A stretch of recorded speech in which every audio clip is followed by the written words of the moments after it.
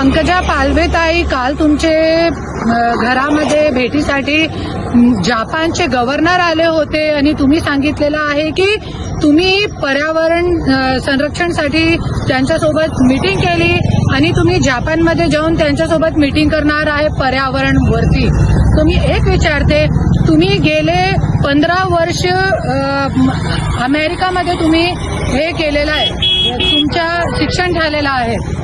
अमेरिकामध्ये शिक्षण करताना आणि त्यानंतर तुम्ही आज गेले 60 वर्ष पासून मुंडे घराण्याची सत्ता असताना तुम्ही मंत्री होत्या, तुमची बहीण खासदार होती, तुमचा भाऊ मंत्री होता, तरी पण आज बीडमध्ये जानवर लोकांची काय अवस्था आहे, तुमचे घरचे जानवर जे आहे ते दाखवून तुम्ही जपानच्या लोकांना आणि त्यांना चांगलं वाटलं, कौतुक वाटला.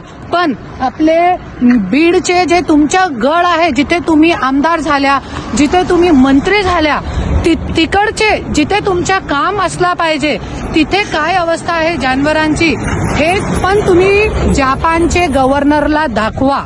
आणि जपानमध्ये तुम्ही अमेरिकामध्ये शिक्षण घेतलं आहे, तरी पण तुम्ही काय शिकून आला नाही तिकडून, क्योंकि शिकून आला असता तो बीडमध्ये चांगला काम केला असता आणि सत्ता तुमच्या हातामध्ये होती, तरी पण तुम्ही काहीही काम केला नाही. आणि आज तुम्ही बघू शकता हे जे आहे हे बीडची अवस्था आहे आणि बीडची अवस्था किती घाण आहे, जानवर सुद्धा राहू शकत नाही. आणि तुम्ही बघू शकता की इतके जानवर जे आहे, आज शेतकरी लोकांकडे इतके पण पैसे नसते की ते जे गायसाठी चारा आणि त्यांचं पालन पोषण चांगल्या पद्धतीने करू शकतात, इतके पैसे पण नाही असते. त्याच्यासाठी शेतकरी लोकांना आपले गाय, आपले जानवर जे आहे ते रोडवरती सोडावं लागते. आणि तुम्ही बघू शकता की जानवर लोकांना, गाय लोकांना आपल्या जे कचरा कुंडीमध्ये मूग टाकून कचरा खाव आणि जीवन आपला व्यापन करावं लागते.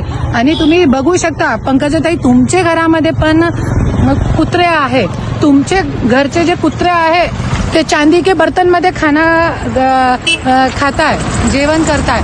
पण बीडचे जिथून तुम्ही आमदार झालाय, जिथून तुम्ही मंत्री झालाय, आज तुमच्या घराण्याची 60 वर्षापासून सत्ता आहे, तिकडची काय अवस्था आहे तुम्ही बघू शकता. ते कुत्र्या लोकांची काय अवस्था आहे. कुत्रे पण आज त्यांना पण तुम्ही आज पर्यावरण मंत्री आहे, तुमचा फर्ज आहे आणि तुम्ही पॉलिथिन बंद करणार आहे. पॉलिथिनची जी फॅक्टरी आहे अगोदर तुम्ही बंद करताय, नंतर मोठे मोठे पैसे घेऊन तुमचे कार्यकर्तेही जे आहे प्लास्टिकची थैलीचा व्यापार व्यवसाय करताय. त्याच्यासाठी मोठे मोठे भाष्य आणि खूप विचार करून बोला, जे करू शकता तेच बोला. आणि मी एक और बोलते की तुम्ही आज 60 वर्ष पासून इथे राज करताय, बीडची जनताने तुम्हाला निवडून दिलेला इतके वर्षपासून, आणि तुमचा फर्ज आहे हे खाण, हे कचरा, इथे जानवर सुद्धा राहू शकत नाही.